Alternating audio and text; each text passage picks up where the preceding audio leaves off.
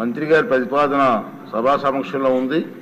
ఇప్పుడు విషయం బిల్లును ప్రవేశపెట్టడం ఈ ప్రతిపాదనకు ముఖ్యంగా సుముఖంగా ఉన్నవారు అవును అనండి, వ్యతిరేకంగా ఉన్నవారు కాదు అనండి. అవును అన్నారు, అవునన్నారు, అందరూ అవునన్నారు. ప్రతిపాదన ఆమోదించబడింది. బిల్లు సభలో ప్రవేశపెట్టబడింది. హోంశాఖ మంత్రి గారు బిల్లును పరిగణలోకి తీసుకునేందుకు అనుమతి కోరుతారు. అధ్యక్ష ఈరోజు ఒక చాలా ఇంపార్టెంట్ బిల్ ఈరోజు ఇక్కడికి మనకు సభ ముందుకు రావడం అనేది నిజంగా చాలా ఆనందంగా ఉంది అధ్యక్ష. అట్ ద సేమ్ టైం అదృష్టంగా భావించాలి. ఎందుకంటే ఇప్పుడు ఏదైతే బిల్ మనం ఈరోజు అమెండ్మెంట్కి పెట్టామో అధ్యక్ష, ఆ బిల్ ఇంచుమించుగా 1986 పీడీ యాక్ట్ ప్రకారం ఉన్న క్రైమ్స్ని దృష్టిలో పెట్టుకొని 1986 ఆ బిల్ వచ్చింది అధ్యక్ష. దాన్ని అమెండ్మెంట్ చేసే పరిస్థితి ఈరోజు ఇన్ని సంవత్సరాల తర్వాత ఇంచుమించుగా ఈరోజు ఈ అమెండ్మెంట్ చేసే పరిస్థితి వచ్చిందంటే ఒకసారి మనం కూడా ఆలోచించుకోవాలి అధ్యక్ష. ఎందుకంటే ఇది ఇప్పుడు సంబంధించి విపరీతంగా పెరిగిపోతున్న నేర ప్రవృత్తి, దాంతోపాటు ఈరోజు గత పాలకుల తాలూకా వైఫల్యం.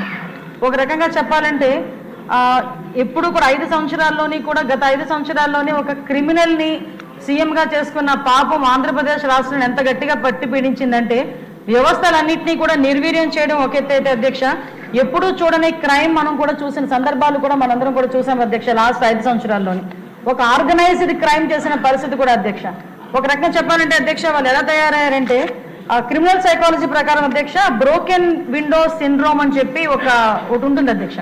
అదేంటంటే ఎవరైనా ఒక పిల్లోడు గట్టిగా ఒక కిటికీకో ఒక గాజు అద్దానికి గట్టిగా రాయి పెట్టి కొడితే అది పగిలిపోతుంది అధ్యక్ష.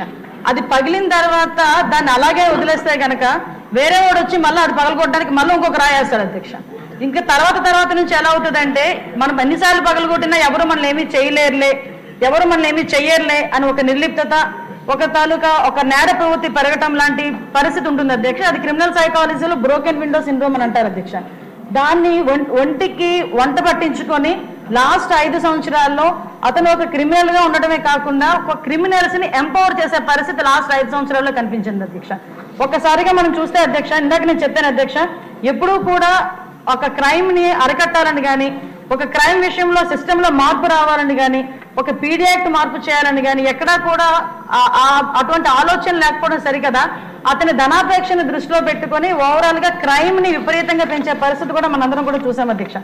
దానిలో భాగంగానే లాస్ట్ 5 years లో చూస్తే అధ్యక్ష ఎంత ఆర్గనైజ్డ్ క్రైమ్ చేశారంటే వీళ్ళు చేసే ప్రతి పనికి అధ్యక్ష గవర్నమెంట్ ని అడ్డం పెట్టుకొని గవర్నమెంట్ డబ్బులతోనే క్రైమ్ చేసే పరిస్థితులు కూడా కనిపించినాయి అధ్యక్ష. డిజిటల్ కార్పొరేషన్ అని చెప్పేసి ఒక కార్పొరేషన్ ఏర్పాటు చేసుకొని దానిలో 140 మందిని వాళ్ళు ఎంప్లాయ్మెంట్ ఇచ్చి వాళ్ళకి కేవలం వాళ్ళ పరిస్థితి ఏంటంటే ఎవరు గవర్నమెంట్కి వ్యతిరేకంగా మాట్లాడుతున్నారు, ఎవరు గవర్నమెంట్కి వ్యతిరేకంగా పోస్టులు పెడుతున్నారు, ఎవరు సీఎంని వ్యతిరేకంగా మాట్లాడుతున్నారు, సైద్ధాంతికంగా కూడా వ్యతిరేకంగా మాట్లాడినా కూడా అధ్యక్ష వాళ్ళ మీద కేసులు పెట్టడానికో లేకపోతే మీరు అనుభవించారు అధ్యక్ష. లాస్ట్ గవర్నమెంట్ లో తమరింటి దగ్గరికి కూడా వచ్చి అపరాత్రులు వచ్చి గోడలు దూకి వచ్చి మనల్ని అరెస్టులు చేసే పరిస్థితి కూడా మనందరం చూసాం అధ్యక్ష.